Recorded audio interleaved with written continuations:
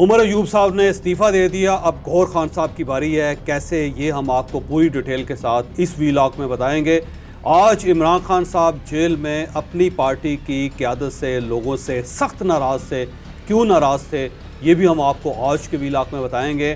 और चौधरी परवेज़ इलाही और चौधरी शुजात साहब दोनों दोबारा एक हो गए हैं। क्या वाकई एक हुए हैं? और ये जो दोस्ती है ये कितना अरसा चलेगी, ये भी हम आपको आज के वीलॉग में पूरी तफसील के साथ बताएंगे।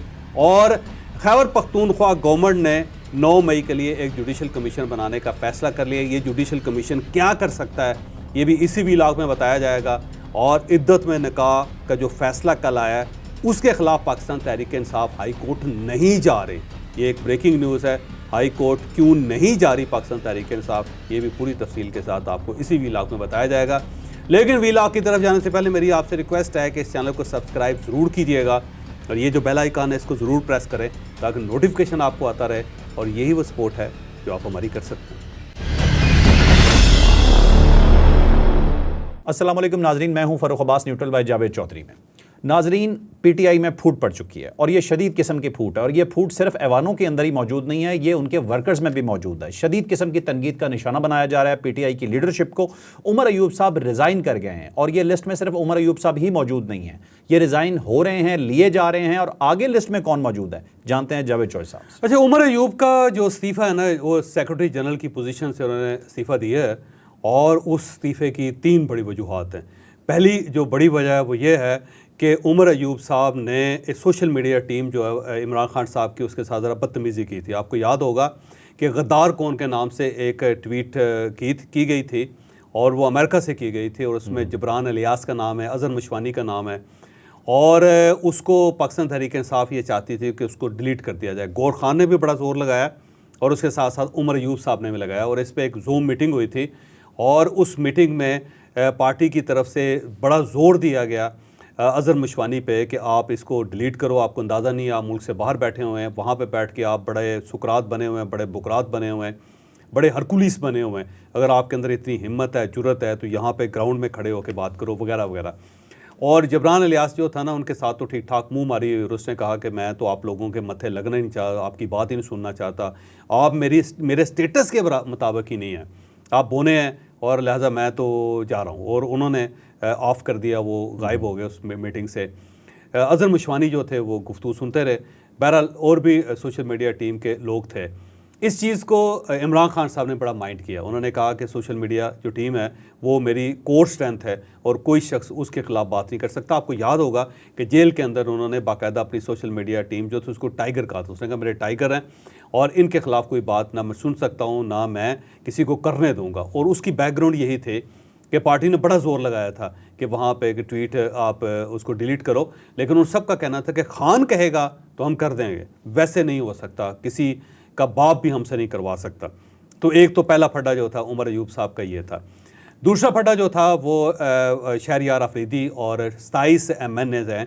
और ये वो MNAs हैं जो पार्टी के साथ पुराने चले आ रहे हैं, जिन्होंने गवर्नमेंट के अंदर भी वो शरीक रहे हैं और उसके बाद बड़ी मार खाई, बड़ा फेंटा खाया उन लोगों ने। और वो जब फेंटा खा के बाहर आए, इलेक्शन भी लड़ते रहे और इमरान खान का केस भी लड़ते रहे। जब बाहर आए तो उन्होंने देखा कि उमर अयूब और इसके साथ गौहर खान और बाकी जो लोग हैं वो सब ऐश कर रहे हैं और वो आलमोस्ट पार्टी के ऊपर काबज़ हो चुके हैं। और उनकी नज़र में इमरान खान साहब की वो प्रायोरिटी नहीं है जो बाकी सब की है। तो वहाँ पे उन्होंने एक प्रेशर ग्रुप डेवलप कर लिया और उस प्रेशर ग्रुप ने बार बार गौहर खान को टारगेट किया, उमर अयूब को टारगेट किया, शिबली फराज को बहुत ज़्यादा टारगेट किया जा रहा है कि ये लोग हैं वो जिन्होंने कोई सज़ा नहीं भुगती, जो किसी के काबू नहीं आए, जो जिन्हें उल्टा नहीं लटकाया गया, जिन्हें तंग नहीं किया गया। बल्कि उमर अयूब के बारे में तो ये भी कहा जाता है कि जब उनके वालिद का इंतकाल हुआ वो उसके जनाजे में शरीक हुए, फिर उन्होंने उनके कुल करवाए और फातिहा खानी करवाते रहे। और इस दौरान वो अपने गांव आते रहे और किसी ने उनको गिरफ़्तार नहीं किया। तो इसका मतलब ये हुआ कि वो मिले हुए थे दूसरे फरीक के साथ। शिबली फराज के बारे में उन्होंने कहा जी कि वो यहाँ इस्लामाबाद के अंदर खुले फिरते रहे और पार्टी के जो फंक्शंस होते थे उसमें जूम मीटिंग्स में भी वो शामिल होते थे और उनको किसी ने टच भी नहीं किया। और उसके बाद बड़ी आसानी से वो बाहर आए और सेनेट के अंदर जाके वो पार्टी के कायद भी बन गए जाके। तो वो हमारे लिए एक्सेप्टेबल नहीं है, काबिल कबूल नहीं है। और ये वो लोग हैं जो किसी और के हैं जो पार्टी के अंदर। अब ये इतना ज़्यादा प्रेशर डाला गया कि उमर अयूब साहब ज़ाहिर है उसमें पिस के रह गए। उन्हें महसूस हुआ कि पार्टी के ये लोग मुझे नहीं छोड़ेंगे और उन्होंने अपना ग्रुप बड़ा तगड़ा बना लिया और हर लेवल पे वो बात कर रहे हैं। आखिरी जो उनसे गलती हुई वो ये थी कि आज से 2 दिन पहले जब मियाँ शहबाज शरीफ साहब कौमी असम्बली में आए तो वो असद कैसर और उमर अयूब की सीट पे गए और वहाँ पे आकर उन्होंने हाथ में लाने के लिए हाथ बढ़ाया और इन्होंने बड़ी अकीदत और मोहब्बत के साथ हाथ पकड़ लिया। ये जो बात थी ये फौरी तौर पे खान साहब को बताई गई कि जनाब जो जिनके ऊपर आपने तकिया किया हुआ है उन्होंने दोनों हाथों से मियाँ शहबाज शरीफ साहब का हाथ पकड़ लिया था, जबकि इमरान खान साहब ये चाहते थे कि जब वो इनके पास सलाम लेने के लिए आए तो ये गायब हो जाए वहाँ से, ये कुर्सी से उठें और दौड़ लगा दें वहाँ से और हाथ ना मिलाएं। तो इस चीज़ को भी इमरान खान साहब ने बड़ा माइंड किया और उसके बाद फिर मैसेज कन्वे किया गया कि जनाब आप मुस्ताफ़ी हो जाएं तो ज़्यादा बेहतर है। आपके पास 2 ओहदे हैं तो दोनों ओहदे आप नहीं चला सकते, तो आप फोकस करें कौमी असम्बली में, लिहाजा ये जो पार्टी है इसका ओहदा खाली करते हैं। तो वो उन्होंने फिर फौरी तौर पर इस्तीफ़ा लिख के भेज दिया, जिसे आज रऊफ़ हसन साहब जब मुलाकात करने के लिए गए और बाकी लोग भी गए थे तो फिर इमरान खान साहब ने उनसे मैसेज भिजवा दिया कि जनाब आपका इस्तीफ़ा मंजूर हो चुका है, लिहाजा अब आप सेक्रेटरी जनरल नहीं हैं। और उसको फिर बाद में उमर अयूब साहब ने उसे ट्वीट कर दिया और इस तरह पूरे पाकिस्तान को पता चल गया। साथ वो क्लेम कर रहे हैं जी कि 22 जून को जी मैंने ये इस्तीफ़ा किया था और आज 27 जून को हमारे जो साबिक जो चेयरमैन है बानी चेयरमैन उन्होंने इसको कबूल कर लिया और मेरे लिए बड़े एहसास की बात है। यहाँ पे एक और चीज़ याद रखना कि अगले जो टारगेट हैं वो शिबली फराज और गौहर खान है। गौहर खान से भी इमरान खान साहब बहुत ज़्यादा खुश नहीं है, क्योंकि जब ट्वीट का इशू बना था तो गौहर खान ने बाहर निकल के ये कह दिया था, बल्कि उन्होंने कई शोज़ में कहा कि इमरान खान साहब का ये मतलब नहीं था, इमरान खान साहब तो जेल के अंदर है, उनके पास एक्सेस ही नहीं है, ये कोई और लोग हैं जो करते हैं, इमरान खान साहब को जब पता चलेगा तो वो इसको डिलीट करवा देंगे वगैरह वगैरह। इस पे भी इमरान खान साहब बड़े नाराज़ हुए थे उनसे। और जब गौहर खान के साथ उनकी मुलाकात हुई तो इमरान खान साहब ने उनसे कहा था कि अगर आप हमें डिफेंड नहीं कर सकते, हमारा बयानिया आप पब्लिक नहीं कर सकते, तो आप खामोश रहें, आप बोला ना करें। तो उस दिन के बाद आप देख लें गौहर खान आपको किसी जगह बोलते हुए नज़र नहीं आते, तो उन्हें इमरान खान साहब ने चुप करवा दिया था। अब गौहर खान जो है ना, मुझे लगता है उनकी बारी भी आ चुकी है और गौहर खान साहब जो है किसी वक्त एक नाजुक सा मोड़ दे के या खूबसूरत सा मोड़ दे के वो भी मुस्ताफ़ी हो जाएंगे, कहेंगे मैं ज़ाती तौर पर मसरूफ़ हूँ, मेरे काम का बड़ा हरज हो रहा है, मेरा चैम्बर बड़ा डाउन जा रहा है, तो मेरी तो ब्रेड एंड बटर वो है, तो मैं पार्टी को टाइम नहीं दे सकता, तो इसलिए मैं माज़रत चाहता हूँ। तो गौहर खान साहब का इस्तीफ़ा भी अनकरीब आप देखेंगे। और शिबली फराज साहब के ऊपर जितनी ज़्यादा तनकीद हो रही है, वो शिबली फराज साहब एक गैरतमंद पॉलिटिशियन, याद रखिएगा, वो इस टाइप की जो चीज़ें हैं वो ज़्यादा देर तक बर्दाश्त नहीं करेंगे। उनकी तरफ से भी आप अनकरीब देखेंगे इस्तीफ़ा हो गया। और ये मामला सिर्फ यहाँ तक नहीं है, कल आपने देखा होगा कि जब इद्दत के का फैसला हुआ अदालत का, तो उसके बाद बाहर लोग इकट्ठे हुए थे और उन्होंने उमर अयूब को पकड़ लिया और फैसल जावेद को भी पकड़ लिया।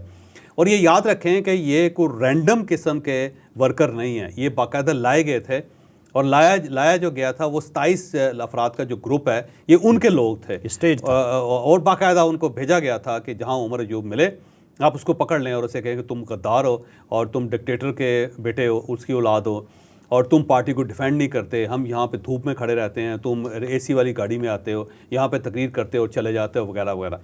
तो ये सब वो लोग हैं जो खैबर पख्तूनख्वा के वो लोग लेके आए थे जिन्हें उमर अयूब पसंद नहीं था, जो ये तब्दीली करना चाहते हैं। और ये सिर्फ यहाँ तक नहीं रहेगा, आप देखिएगा अनकरीब लोग गौहर खान के गले पड़ जाएंगे। गौहर खान जो ही जेल से बाहर निकलेंगे ना और प्रेस टॉक करने की कोशिश करेंगे, वहाँ पे लोग खड़े हो जाएंगे और उनसे कहेंगे कि आपकी वजह से इमरान खान अंदर है। शिबली फराज को भी आप देखिएगा करीब कहीं ना कहीं वर्कर पकड़ लेंगे। तो ये जो वर्कर्स हैं ये बेसिकली उस ग्रुप के लोग हैं जो नहीं चाहते कि ये लोग सीटों पर रहें और ये सीटें खाली होनी चाहिए। चलें कौमी असम्बली और सेनेट के अंदर उन्हें कोई निशस्त नहीं मिलती तो पार्टी के उहदे तो कम अज़ कम मिले। तो असद कैसर साहब मुझे लगता है कि वो सेक्रेटरी जनरल बनना चाहते हैं और शायद उसका इम्कान भी है। और इन 27 लोगों ने अगर असद कैसर की सपोर्ट की तो शायद असद कैसर साहब को इमरान खान साहब लगा दें आगे। लेकिन ज़ाहिर है एक गलती असद कैसर साहब ने भी की थी कि उमर अयूब के साथ साथ उन्होंने भी दोनों हाथों से सलाम ले लिया था मियाँ शहबाज शरीफ साहब के साथ, जो बड़ा गुनाह है, बड़ी गलती है पाकिस्तान तहरीक इंसाफ में। तो बहरहाल इमरान खान साहब नए सेक्रेटरी जनरल तलाश कर रहे हैं और अनकरीब वो आ जाएंगे और वो ज़रा थोड़े से मुख्तलिफ होंगे और वो पुराने वर्कर्स में से यानी पुराने लीडर्स में से कोई बंदा होगा। ठीक है, मुझे जो बात समझ आ रही है चौधरी साहब के जौन सा बंदा भी इमरान खान की एग्रेसिव सियासत से हट के बात करने की कोशिश करता है या सेंसिबल बात करने की कोशिश करता है वो पार्टी में एक्सेप्टेबल नहीं रह जाता। नहीं एक्सेप्टेबल रहता। हाँ, ठीक है, हाँ, ये उमर अयूब साहब से इस्तीफा लिया गया है या उन्होंने दिया है? नहीं, उनसे इस्तीफा लिया गया और ये मुसद्दका खबर है, उन्होंने खुद नहीं दिया और उनको बाकायदा कहा गया था कि आप जी दोनों काम नहीं कर सकते, 2 कैप्स आप नहीं पहन सकते, एक सारा है उसके ऊपर 2 कैसे कैप्स पहनेंगे आप, तो एक कैप आप पहने। तो उमर अयूब साहब ज़ाहिर एंजॉय करना चाहते हैं अपोजिशन लीडर के ओहदे को, क्योंकि उसमें जो प्रोटोकॉल होता है वो प्राइम मिनिस्टर के बराबर होता है ऑलमोस्ट। वो बड़ा ज़बरदस्त किस्म का ओहदा होता है जी, आपका पूरा चैम्बर है, फिर वहाँ पे आपके पास स्टाफ है, फिर आपके पास गाड़ियाँ हैं, फिर आपके पास बजट है। और जब प्राइम मिनिस्टर के साथ किसी की मुलाकात होती है तो अपोजिशन लीडर के साथ भी मुलाकात होती है, जो फॉरेन डिग्नेटरीज होती हैं, तो बड़ा अहम किस्म का ओहदा होता है। इतना अहम होता है कि जब पाकिस्तान मुस्लिम लीग नून अपोजिशन में थी, आपने देखा होगा, तो मियाँ शहबाज शरीफ साहब जो है ना, तमाम तर इख्तलाफात के बावजूद अपोजिशन लीडर रहे वो। तो उन्होंने ये सीट भी किसी और को नहीं दी थी और उस पर पार्टी बड़ी नाराज़ भी थी। तो ये बड़ा ओहदा होता है जी, इसमें मियाँ नवाज शरीफ बैठे हुए हैं, इस पर बेनज़ीर भुट्टो बैठी हुई हैं, तो इसमें उमर अयूब साहब भी बैठे हुए हैं, तो वो चाहेंगे कि ये, लेकिन मुझे नहीं लगता कि ज़्यादा देर तक ये इसको कैरी कर सकेंगे। ठीक है, और इससे भी ये फारग हो जाएंगे इनकरीब। ठीक है, इमरान खान साहब की मुलाकात हुई है जी रऊफ़ हसन साहब से, शेख वकास से और बाकी कुछ लीडरान मौजूद थे पीटीआई के, आमिर डोगर साहब भी थे। आमिर डोगर साहब जी बिल्कुल थे। उस मुलाकात के अंदर इमरान खान साहब बहुत बरहम हुए और जो हमारे पास इतलात हैं कि इतने बरहम आज तक वो किसी मीटिंग में नहीं हुए जितना वो इस मीटिंग के अंदर कई मीटिंग्स में हुए हैं, इसमें भी हुए हैं, लेकिन उन्होंने जो हमें इतलात मिली है कि बहुत डांटा, और दूसरा कुछ जो पार्टी लीडरान छोड़ के जा चुके हैं उनके हवाले से बड़ी क्लियर कट लाइन दी है उन्होंने। अच्छा, ये अजीब सी बात है कि ये सिर्फ इंकशाफ रऊफ़ हसन साहब ने किया है, आमिर डोगर साहब ने या जो दूसरे लोग हैं वकास अकरम साहब, ये उन लोगों ने नहीं किया, क्योंकि ये सारे सेंसिबल लोग हैं और इन सब के स्टेक्स हैं, इन सब के हलकों के अंदर स्टेक्स हैं, फिर इनके सियासत के अंदर स्टेक हैं और ये सेंसिबल ख़ानदानी लोग हैं सारे। रऊफ़ हसन साहब जो हैं उनका कोई स्टेक नहीं है, ना उनका कोई हल्का है, ना उन्होंने कोई इलेक्शन लड़ना है, और अगर उन्होंने इलेक्शन लड़ा तो उन्होंने जीतना नहीं है, क्योंकि मुझे नहीं लगता ख्वाजा साहब उनको वोट देंगे, उनके अगर हल्के के अंदर कोई और हो गए तो वो, ये सिर्फ इंकशाफ उन्होंने किया जी। ठीक। और जब मैं इंकशाफ उनका देख रहा था तो बड़ी हेट थी उनकी गुफ्तगू के अंदर, और वो थी फवाद चौधरी के ख़िलाफ़, फिर बाकी लोगों के ख़िलाफ़। तो उनका ये कहना है कि इमरान खान साहब ने क्लियरली कहा है कि लोगों के साथ कोई मुज़ाकरात नहीं हो सकते, जबकि इमरान खान ने खुद फवाद चौधरी के बारे में कहा था कि इनको पार्टी में वापस लिया जाए। ये तो कुछ लोग फिर वहाँ पे चले गए, उन्होंने कहा जी ये तो हमारा साथ छोड़ के चला गया, तो आप इसको क्यों पार्टी में ले रहे हैं। तो एट द 11th आवर ये फ़ैसला वापस हुआ था। बल्कि ये भी कहा जाता है कि अलीमा खान साहबा जो थी वो भी गई थी कि आप फवाद चौधरी को क्यों साथ ले रहे हैं। लेकिन मेरा ख्याल है फवाद चौधरी के साथ बड़ी ज़्यादती हुई। फवाद चौधरी ने बड़ी मार खाई इमरान खान साहब के लिए, और वो चाहते थे कि इमरान खान इस लेवल तक ना जाए, और जब तक इमरान खान साहब उनकी बात सुनते रहे वो मामलात इतने ख़राब नहीं हुए थे। लेकिन फिर उनको ज़ाहिर जो उन्होंने मुश्किल वक्त देखा, उन्होंने देखा फिर बकौल उनके कि इमरान खान साहब ने खुद इजाज़त दी थी इन सब लोगों को कि जनाब कि आप अगर मुश्किल में हैं तो आप पार्टी से ला ताल्लुकी का ऐलान करके अपनी जान बचाएं और अपने घर में बैठें आप आराम से। तो फवाद चौधरी साहब ने भी फिर इसीलिए ये मीडियम इस्तेमाल किया था। अब फवाद चौधरी साहब जब जेल चले गए थे तो वो अकेले रह गए, और वो और उनकी बेगम जो थी वो बाकायदा गली गली फिरती नहीं। उन्होंने बड़ी एफर्ट की उनकी बेगम ने, मैं बड़ा मुतासर हुआ उनकी कोशिश से कि किस तरह उन्होंने केस भी लड़े, किस तरह वो लाहौर जाती रही, फिर वहाँ से इस्लामाबाद आती रही, और फैमिली भी फवाद चौधरी की जो थे वो भी उनको सपोर्ट नहीं करती थी। तो अकेली खातून ने फवाद चौधरी का केस लड़ा और हर जगह पे लड़ा। उन्होंने लोगों की मिन्नतें भी की कि भाई फवाद चौधरी को माफ़ कर दें, ये बड़ी ज़्यादती है उसके साथ, और वो बेटियों को लेके वहाँ पे जेल भी जाती रही मुलाकात करने के लिए। तो बहरहाल इमरान खान जो है वो फवाद चौधरी को वापस लेना चाहते हैं, और फवाद चौधरी याद रखिएगा कि उसके अंदर एक बड़ी एबिलिटी है, वो मीडिया को खींच लेता है अपनी तरफ। और अगर आज वो पाकिस्तान तहरीक इंसाफ में होता तो पाकिस्तान तहरीक इंसाफ का बयानिया कुछ और होता, क्योंकि वो इस लेवल तक चीज़ों को ना जाने देता है कि जिसमें आप ख्वाजा सराओं के साथ फेंटा खा रहे हैं, तो वो इस लेवल तक नहीं जाने देना था उस टाइम। आज फवाद चौधरी साहब ने कहा भी है, उन्होंने अपने हवाले से कहा कि मैंने बड़ी कुर्बानियाँ दी हैं, पार्टियाँ जहाँ पे मौजूद है उसके अंदर मेरा और हमारे जैसे बहुत सारे लोगों का बहुत जो है ना वो रोल है। लेकिन एक बात उन्होंने कही है जो मौजूदा सियासी क़यादत है इनके बारे में, उन्होंने कहा मेरा पर्सनल इख्तलाफ नहीं है लेकिन ये सियासी बोने हैं। ऐसा क्यों हो सकता है? वो देखिए उसकी वजह तो यही हो सकती है ना कि इन लोगों ने सीटों पे कब्जा कर लिया हुआ है। ये सीटें मल ली हैं जिसको कहते हैं ना, आपको पता है जो बसें होती थी पुराने ज़माने में, तो उसमें कोई आदमी अगर बाहर होता था ना सीट से, तो वहाँ से अपना परना होता था ना कपड़ा, वो फेंक के या रुमाल फेंक के सीट के ऊपर रख के सीट मल लेता था, और उसके बाद वो अंदर दाखिल हो गए कहता था मैंने सीट मली हुई थी। या एक शख्स उठ के जाता था तो जाते हुए अपना परना वहाँ पे रख जाता था कि ये सीट मली हुई है। तो वो जब वापस आए फवाद चौधरी साहब या बाकी लोग पार्टी की तरफ, तो उन्होंने देखा कि सीटें तो मली जा चुकी हैं और वहाँ पे ये लोग बैठे हुए हैं। लेकिन अब ये जो लोग हैं इनकी भी बड़ी कुर्बानी है। ये उस वक्त सामने आए थे जब ये सारे लोग भाग गए थे, जिसमें कोई शख्स भी इमरान खान के साथ नहीं था। ये वकला थे जो इमरान खान के साथ खड़े रहे, और इस दौरान उन्होंने अपनी प्रैक्टिस की कुर्बानी दी। उन्होंने बड़े फंटे खाए, उसमें बड़ी तकलीफ़ें बर्दाश्त की उन्होंने, और इमरान खान साहब को उन्होंने हर मामले में बचाया और फ्री केस लड़े इनके। जबकि बाकी सब लोग जो थे वो तो घरों में बैठ गए ना जाके, या ज़ेर ज़मीन चले गए, या उन्होंने पार्टियां बदल ली। तो अब ये जब वापस आ रहे हैं तो उनको बड़ी तकलीफ़ हो रही है, और इनको महसूस हो रहा है कि इमरान खान साहब अनकरीब रिहा हो सकते हैं, फिर नया इलेक्शन हो सकता है, गवर्नमेंट बन सकती है।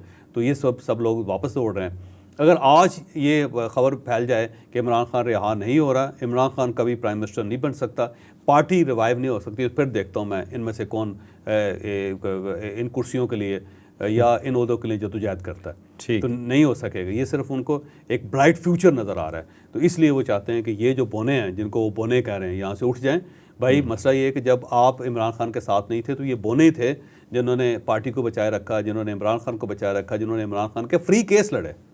ठीक है, अब चलते हैं अपनी नेक्स्ट स्टोरी की तरफ। पीटीआई मुसलसल डिमांड करती आ रही है जुडिशल कमीशन की। जब किसी और ने नहीं बनाया तो उन्होंने कहा कि हम खुद ही बना लेते हैं। केपीके में जुडिशल कमीशन बनाने का ऐलान कर दिया गया, ये क्या स्टोरी है सर? अब इसमें फ़र्क मसला ये है कि ये जो जुडिशल कमीशन बनाए जाते हैं ये अमूमन वफाक बनाता है। कोई भी इशू हो वो वफाक बनाता है। अब 9 मई का जो इशू है वो तो वफाक का प्रॉब्लम है ना जी। अब मिलिट्री कोर्ट्स जो हैं वो तो वफाक ने बनाई है, वो किसी सूबे ने तो नहीं बनाई। और जो गिरफ्तारियाँ हुई हैं वो भी वफाकी अदारों ने की हुई है। पुलिस भी जो है वफाकी अदारा है। तो अब आप पुलिस हो या FIA हो या फिर रेंजर हो या फिर मिलिट्री कोर्ट्स हो, ये सारे के सारे काम वफाक ने किए हुए हैं। अब इसके ख़िलाफ़ एक सूबे के अंदर जुडिशल कमीशन कैसे बन सकता है? तो एक नया किस्म का फड्डा गंडापुर साहब ने शुरू कर दिया है। अब अगला सवाल ये है कि क्या पेशावर हाई कोर्ट का कोई जज दस्तयाब होगा, और अगर वो दस्तयाब होगा तो ये फ़ैसला कैसे होगा? क्योंकि सिर्फ वो जुडिशरी नहीं, उसके ऊपर सुप्रीम कोर्ट ऑफ पाकिस्तान भी है। अब अगर सुप्रीम कोर्ट ऑफ पाकिस्तान अपना जज देगी और उसकी जो फाइंडिंग होगी उसे सुप्रीम कोर्ट ऑफ पाकिस्तान तस्लीम करेगी। अब अगर आपने सुप्रीम कोर्ट ऑफ पाकिस्तान को एतमाद में नहीं लिया, आपने हाई कोर्ट का एक जज नामजद करके उसकी सरबराही में आपने एक जुडिशल कमीशन बना दिया, तो उसकी वर्थ क्या होगी? उसकी जो रिपोर्ट होगी क्या उसे वफाक तस्लीम करेगा? वफाक उसको तस्लीम नहीं करेगा। तो मेरा ख्याल है अलीमीन गंडापुर साहब ने एक ऐसा फड़ा बना लिया है जिसका कोई नतीजा नहीं निकलेगा। ये वैसे कॉस्मेटिक लिहाज से तो देखा जा सकता है, ये देखा जा सकता है कि जिस स्क्रीन के ऊपर ख़बरें चल रही हैं कि ये गलत था, वो गलत था, तो लेकिन उससे ज़्यादा नहीं हो सकता। दूसरा, अब ये कमीशन वफाक के इदारों को कैसे बुलाएगा? क्या वो DG FIA को बुला सकता है? क्या वो IG पंजाब को बुला सकता है? क्या वो वफाकी वज़ीर कानून को बुला सकता है जिसने मिलिट्री कोर्ट्स बनाने का फ़ैसला किया था?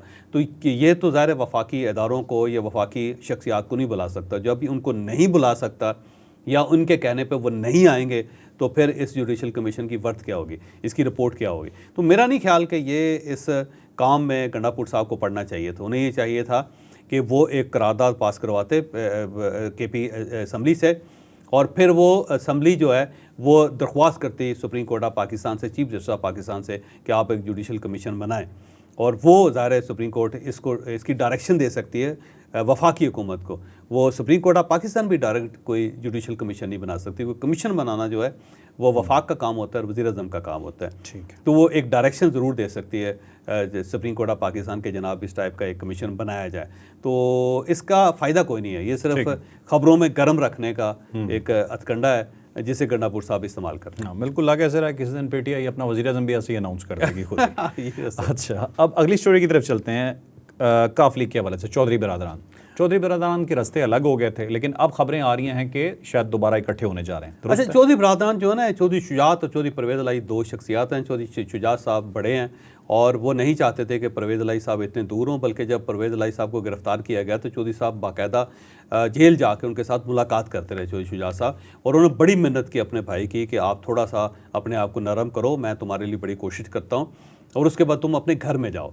इस तरह जेल बर्दाश्त ना करो, 78 ईयर्स एज है इस, और बीमार भी हो, और इस बीमारी की हालत में गर्मी के अंदर और सर्दी के अंदर जेल में बैठने का क्या फ़ायदा, तुम गलत लोगों के पीछे लगे हो। जो शुजात साहब ने बड़ी मेहनत की थी, लेकिन परवेज़ इलाही साहब नहीं मान रहे थे, और उनके पीछे जो कैसरा इलाही हैं, उनकी जो अहलिया हैं और चौधरी शुजात साहब की वो हमशीरा हैं, वो नहीं चाहती थी कि कोई इस तरह यू टर्न लें चौधरी परवेज़ इलाही साहब, और उसकी वजह मोनस इलाही है, क्योंकि वो चाहती हैं कि मोनस इलाही का जो फ्यूचर है वो प्रोटेक्ट रहना चाहिए, और अगर वो पाकिस्तान तहरीक इंसाफ के साथ हैं तो उनका फ्यूचर सिक्योर है। लेकिन अगर उन्होंने पाकिस्तान तहरीक इंसाफ छोड़ दी तो फिर कोई पार्टी उनको लेने के लिए तैयार नहीं होगी, वो अपनी सीट भी नहीं निकाल सकेंगे। तो अपनी बेटे की वजह से वो परेशान थी, और इस वजह से उन्होंने चौधरी परवेज़ इलाही साहब को हौसला दिए रखा। लेकिन अब जो चौधरी परवेज़ इलाही साहब आए हैं तो ये सेटलमेंट के बगैर नहीं आए, याद रखिएगा, ये एडजस्टमेंट के बगैर नहीं आए। ऐसा नहीं है कि उनको ये मौका दे दिया गया कि जाएँ जी आप घर बैठें।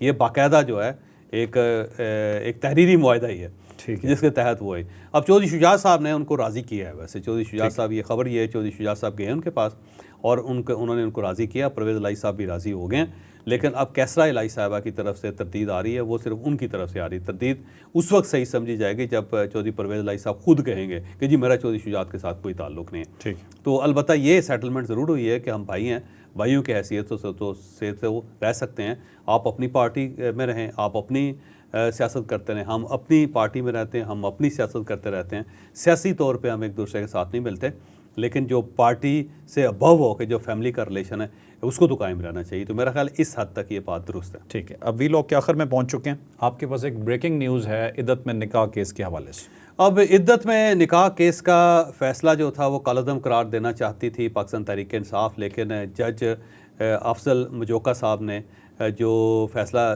जारी किया उसमें तो ज़ाहिर सदा कालअदम नहीं हो सके। अब इसके फ़ौरन बाद उमर अयूब साहब ने ये अदालत के सामने खड़े होकर कहा था कि हम हाई कोर्ट जा रहे हैं, लेकिन मेरी इंफॉर्मेशन ये है कि हाई कोर्ट नहीं जा रहे। इस फैसले के ख़िलाफ़ पाकिस्तान तहरीक इंसाफ हाई कोर्ट नहीं जा रही। अच्छा, पाकिस्तान तहरीक इंसाफ अब इंतज़ार करेगी कि 8 जुलाई को जो फ़ैसला आता है, 2 जुलाई को याद रखिएगा हेयरिंग है, लेकिन पार्टी की अपनी रीडिंग ये है कि ये फ़ैसला 8 जुलाई को आएगा, क्योंकि 8 जुलाई तक ये पूरा एक महीना पूरा होगा जो हाई कोर्ट ने जज साहब को दिया था कि आपने 30 दिनों के अंदर अंदर फ़ैसला करना है। ठीक, तो 8 जुलाई को जो फ़ैसला होगा वो फ़ैसला इसी फैसले की एक नेक्स्ट कड़ी होगी, अगली कड़ी होगी। तो उनका ख्याल ये है कि जब मेन अपीलें जो है जब वो खारिज की जाएंगी तो उसके ख़िलाफ़ हम हाई कोर्ट जाएंगे, वहाँ जाके हमें हाई कोर्ट से रिलीफ मिल सकता है। इस फैसले के अंदर हमें हाई कोर्ट से रिलीफ नहीं मिल सकता। लिहाजा वो जो उमर अयूब साहब ने कह दिया था, अब वकला ने उनको समझाया कि आप एक गलत कार्ड खेल गए हैं, इस कार्ड का कोई फ़ायदा नहीं है, कार्ड तो आगे आएगा। तो हमने अगर अपील करनी है तो उस फैसले के ख़िलाफ़ करनी है, उस फैसले को हमने चैलेंज करना है इस्लामाबाद हाई कोर्ट में। तो ये इस फैसले के ख़िलाफ़ पाकिस्तान तहरीक इंसाफ हाई कोर्ट नहीं जा रही, ये इंतज़ार करेंगे 8 जुलाई का। जब 8 जुलाई को फ़ैसला आएगा तो उसको चैलेंज किया जाएगा इस्लामाबाद हाई कोर्ट में। ठीक है नाज़रीन, आज आपने बहुत सी ब्रेकिंग न्यूज़ और अंदर की खबरें सुनी। अब हमें इजाज़त दीजिएगा, टल्ली का बटन ज़रूर खड़काइएगा, लाइक शेयर सब्सक्राइब कीजिए, इजाज़त दीजिए, अल्लाह हाफ़िज़।